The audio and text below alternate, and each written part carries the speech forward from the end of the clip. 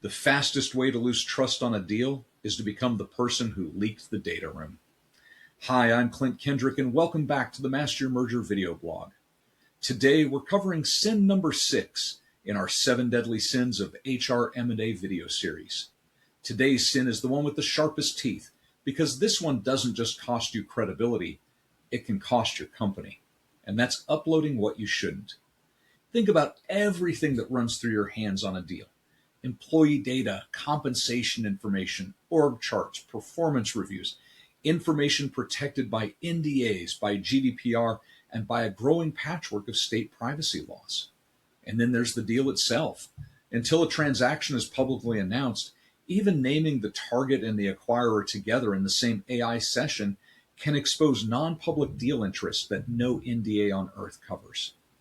I know the temptation when the clock is loud to paste all of it into whatever AI tool happens to be open and let the AI sort it out.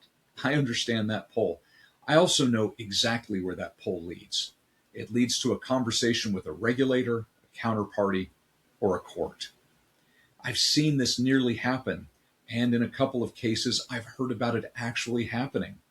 The signing to close window. Somebody needs a fast benefits harmonization analysis to feed your day one communications, and the deal team is pressing hard. So they upload the target's full employee census into a consumer tier tool, because that's what they happen to have access to that day. Think about that. That means they've just put names, salaries, dependents, dates of birth onto some vendor's servers, possibly in another country, possibly being used to train the next version of that model. The NDA covering the deal said nothing about any of it because nobody imagined the data would leave the building this way.